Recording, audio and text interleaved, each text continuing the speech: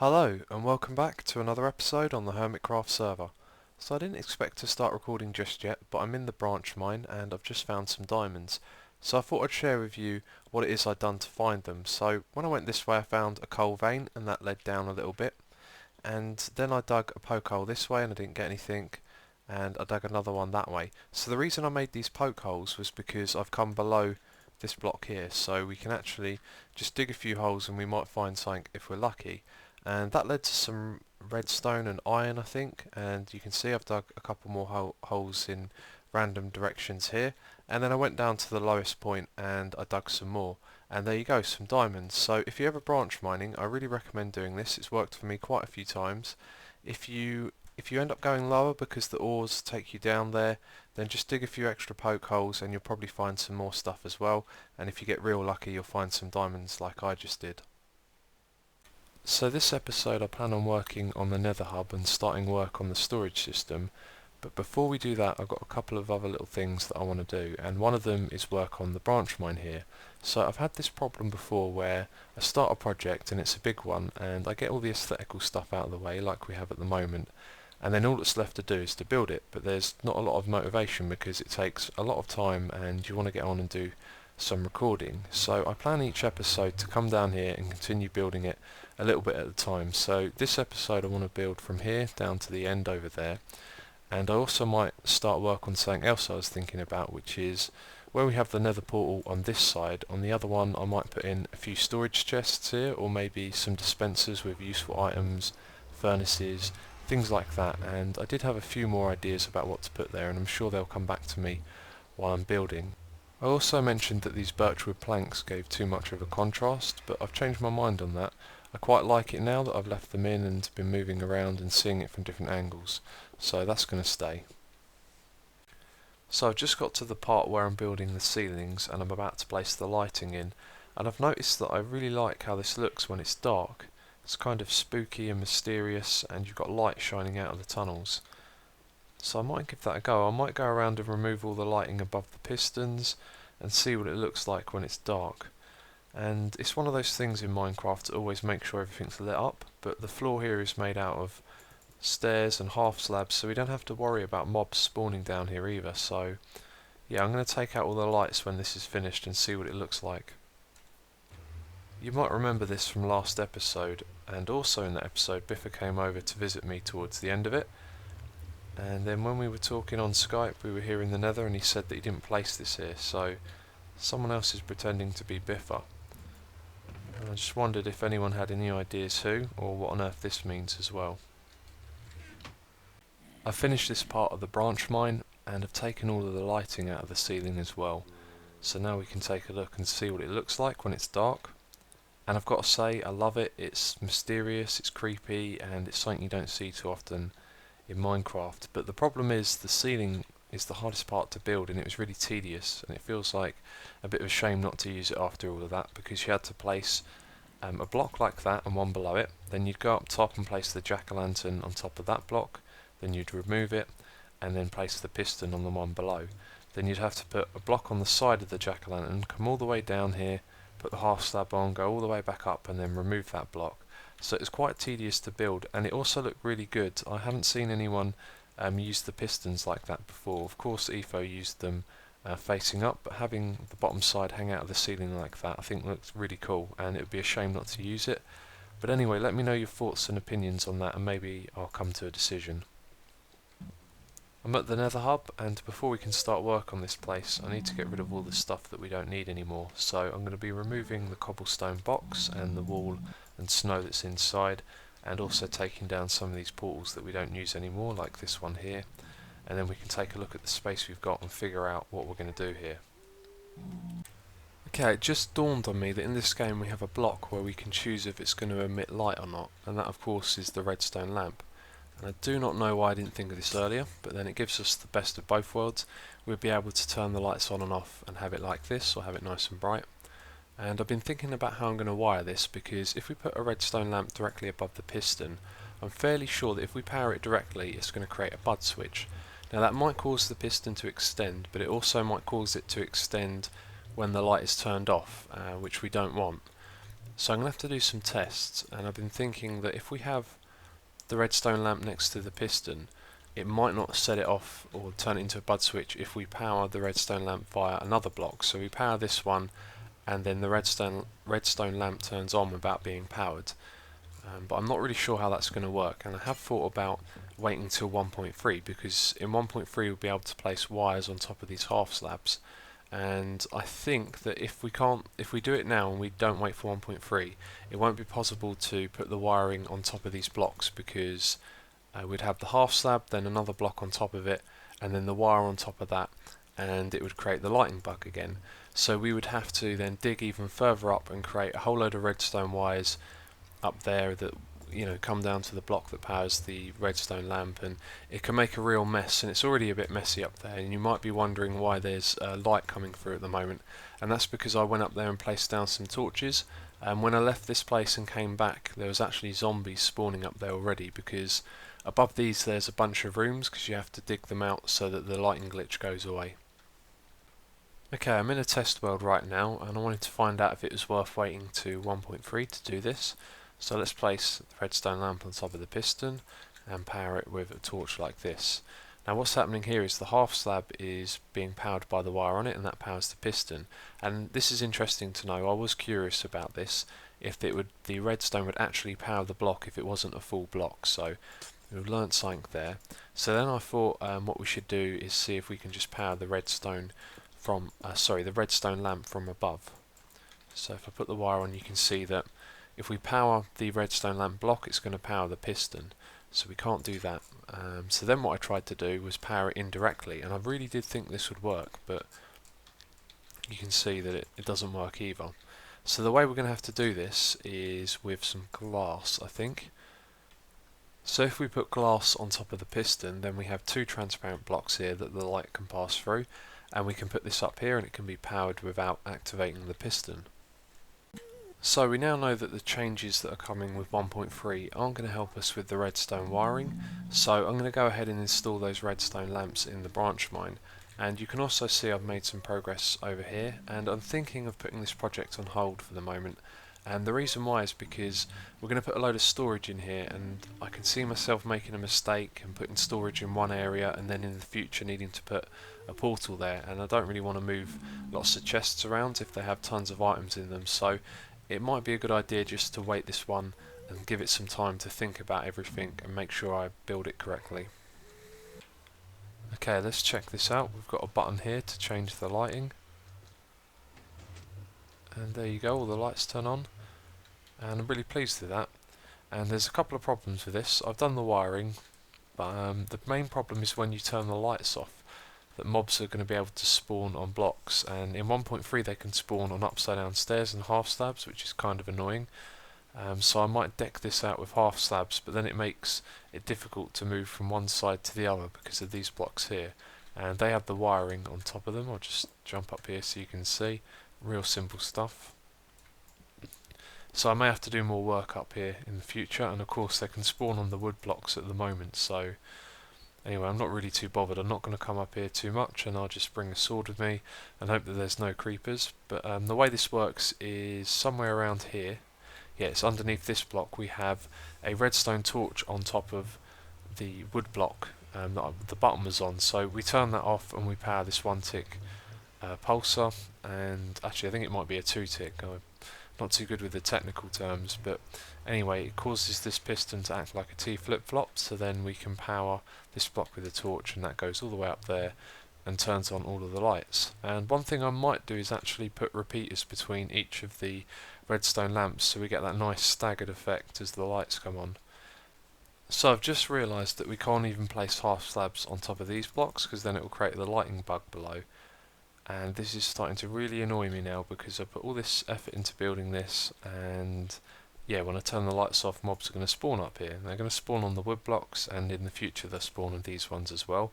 So at the moment I don't really have a solution for that. I guess I could maybe make a platform of something or other, maybe glass, because it's transparent and mobs don't spawn in it, and then I could walk alongside this, I guess. But I'd have to raise that up if we wanted to, go across here, because we'd be one block higher.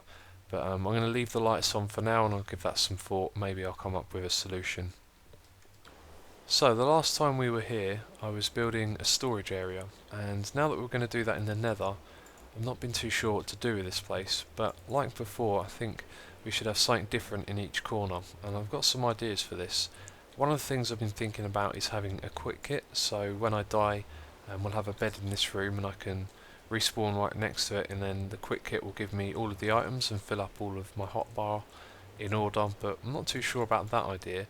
But one thing I'll definitely be doing is having rooms with dispensers that I can get tools out of. So we could have a room for tools, one for like an armory with armor and weapons, and maybe another one for items and food as well.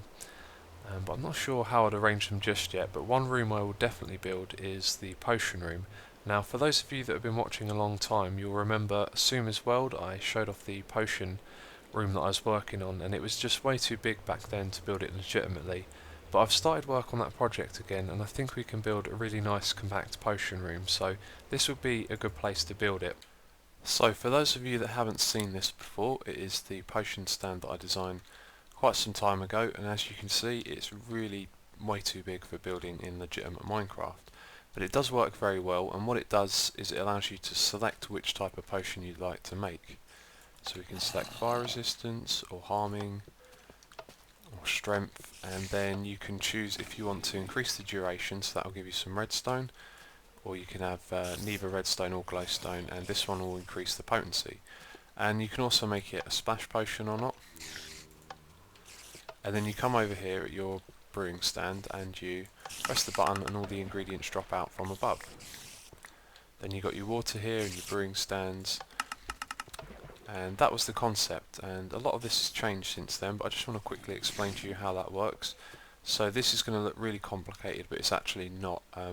All this orange stuff here is just a selector array, so it allows us to choose one output at a time from a whole selection of them. So then when we press the button over there, we're activating an AND gate, and that detects which one we've chosen, and then where you have all this blue wall here, this is called a decoder. So when we press the button to get our potion, the AND gate activates and it finds out what one we've selected, and then it turns it off for a moment, which is going to power these redstone torches. So what these redstone torches do is power the wires below them where the half slabs are, and they go to the dispensers. So let's say we've chosen this one here. This has got 3 ingredients, and when we press the button to get our potion, this is going to turn off and activate this for a moment. So it's going to get this wire turned on and power the dispenser at the end of it, and these two over here. Now you can see that they're all on, they've all got a torch on the end of this one here, and that's because that's the nether wart line. So this is the part where it gets all its ingredients. When you press the button you also activate these ones here, which is for getting the bottles, I think. And yeah, so that's basically it. It's actually quite simple when you understand what this big thing on the top is, and it's way too overcomplicated. So me and FillzMinecraft are working on this over here, and I've got to give him a big shout out for helping me, because these days I'm not so good with redstone because I don't have enough time to really play around with it, and he was really helpful in helping me make this. But it's basically another selector array, and at the top of it it has an AND gate. So this is where we would press the button to get our potions, which is down here at the moment. I just haven't wired it up. And then when we turn this redstone wire on, it's going to turn off all of these torches, and then the output here is going to be turned on because one of these under here will be off.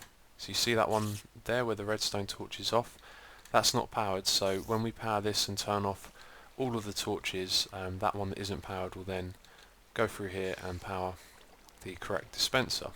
So since we were working on this, I've changed my mind about how this works, because I've realised that we press a button to choose what type of potion we want, and then we press another button to get it. So I thought, why not combine those and have it so that you can press the potion that you want and get it instantly, and then over here you would still have a selector array for if you wanted splash potion or you wanted to increase the duration or potency. So what we have here is like the selector array we had before, except this time when we press the button we're going to activate the dispenser at the top.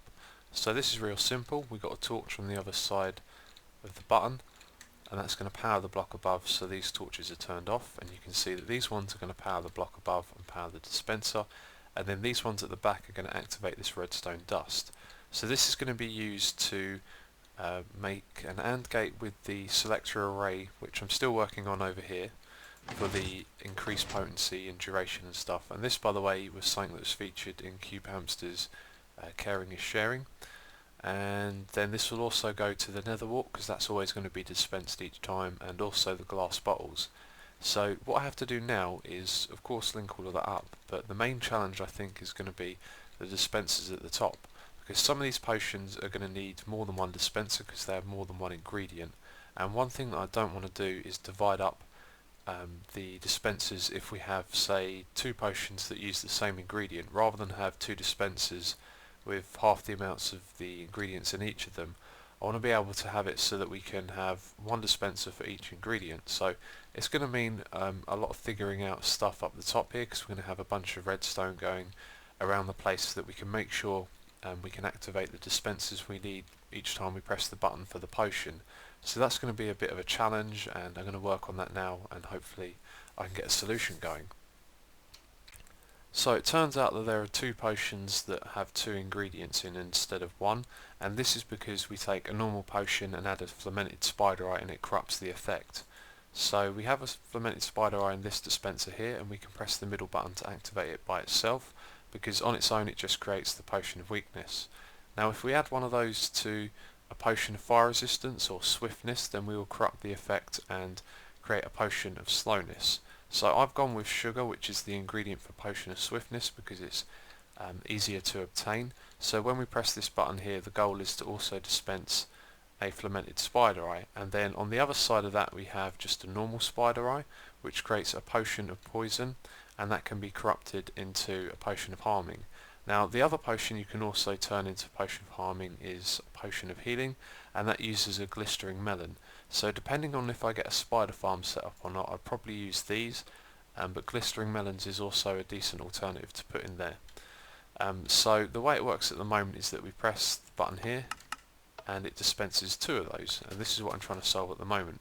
And I know what the mistake I've made is. I'm also not too sure why it dispenses two of them, but what I've tried to do here is create this torch to make a second redstone signal that branches out like this, then goes across and powers this one in the middle, so we can get the fermented spider eye at the same time. But the mistake I've made here is that if I'm to power one side, we're going to turn this off, but the one on the other side is going to stay on. So I'm going to have to rethink this.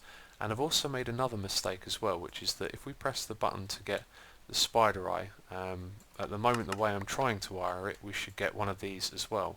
And we also need a button, probably going to be here, where we can press that and just get the spider eye. So it's probably going to look similar to this once I've figured out the wiring here, and then we won't have a dispenser either side. We'll have some redstone or something that means we just power this one by itself. I've figured out the first part for this, so let's press the button in the middle and we get fermented spider eye. Press the one on the left and we get one of each, and one on the right and we also get one of each. So the way this works is at the back here, the redstone torch powers the block above with another torch and then a block above that. So basically we're just transferring the signal upwards to these torches here, and this is important that they're off, because if they were both on, they would both need to be turned off at the same time to change the signal. So that was very important to get them like that. So now when one of them turns on, they power this redstone wire and that goes through to the dispenser. And we have a repeater here so that the redstone isn't powered by the blocks either side. Okay, it has taken me quite some time to come up with a solution, but I've got there in the end. So let's check it out. If we press the one on the left, we get two ingredients. This one we'll just get sugar. The one in the middle we get the fermented spider eye. This one we will just get a spider eye, and then this one we'll get two ingredients. So the mistake that I made with the way I was trying to wire it before was to have these dispensers next to each other. So we had three in a row in the middle, and I tried lots of different things to power them, and that made it, very difficult to get it to work. And it wasn't until I realised that I should put a space in between each of these that it worked. So when we press the button in the middle, we're only getting this one because the redstone torch at the back just powers that one there. It just powers the block above, so we get an item from the dispenser.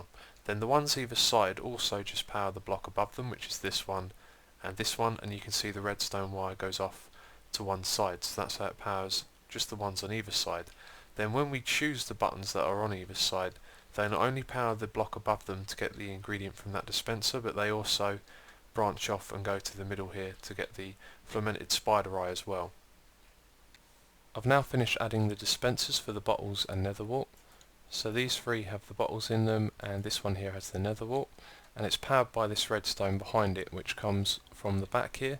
So whenever we press one of these buttons, we're going to activate that, and we're also going to get bottles and nether warts as well as our ingredients. And as well as that, I've added in this toggle for the splash potion, and this is a 1-tick pulse and a sticky piston which acts like a T flip-flop. So at the moment it's on because the torch is on, and if I press that, the sticky piston will push the block out, and then the torch underneath powers it, powers the repeater, powers the block and turns off the torch.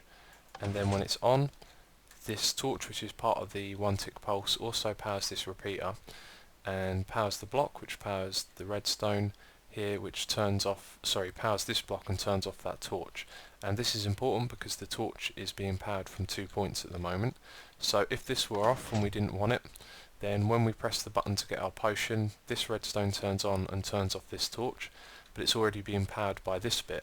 So when we do want a potion, this torch is off, and then when that torch turns off, the wire is going to turn off and then turn back on again, and then we're going to get our ingredients from the dispenser. So the last part we need to build is the selection for choosing if you want to increase the potency or the duration, and the way I wanted this to work was with buttons, so you could just press one and choose the output, and over here is a working example of that. So it would work like this, you just press the button and choose your output. But I've built this already, and the wiring would be absolutely huge. It would come all the way back here and it would go up quite high as well, and it would just make things really overcomplicated and bulky. And this thing is fairly big as it is already, and I plan on building it underground on Hermitcraft. And I also plan on making it a little bit wider because it's kind of claustrophobic being in this corridor like this. So I'm going to do what I don't really want to, but I don't think I have a choice, and remove these, and just I'm going to get rid of this one in the middle and just have a selection like that using levers, and then the wiring at the back should be really simple. Okay, so this is how the wiring's done. You've got a simple selection like this, and then at the top you have an AND gate as well. So these wires will always be on, but under here you'll see that one of them won't be powered, and that's the one that we selected. So this is the input, and that's going to be powered by this wire over here, and then when we press that, you can see that this one turns off and then turns back on again, and then that way the items will come out of the dispenser. So that's the potion lab, and that's ready to go be built on Hermitcraft.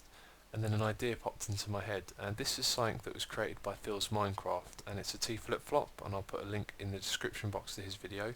Go check him out, he's a cool redstoner. And yeah, this popped into my head, and I thought, what if we could just have an extra button to reset this all? Because at the moment it's just a T flip-flop, and that kind of does what we want, but we also want to have the option to have no output, because at the moment we can have one or the other. So I added in another line of redstone in the middle that goes to the back with some repeaters like this, and you can see I can press that and turn it on and then off again. So if one side's on or the other one is, I can just press the button in the middle and turn them both off, and this will be perfect for our potion lab over here. The one problem though is that it's not going to be flush with the wall at the moment because the redstone wire is under this block here, but I'll try and figure that out and then see if we can put it into the potion lab. Okay, so this is real easy to fix. You remove the redstone at the front, then behind it you need to raise the redstone up one block so it can be powered by this button, but then it connects with these two, so you just put a block on top of that, and then you'll see it works.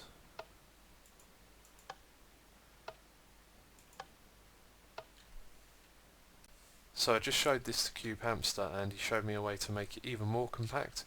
We now have no wiring behind it, we just have the repeater here powering the block which powers the piston. So this side gets powered, that side gets powered, and then we create a block update and turn it off.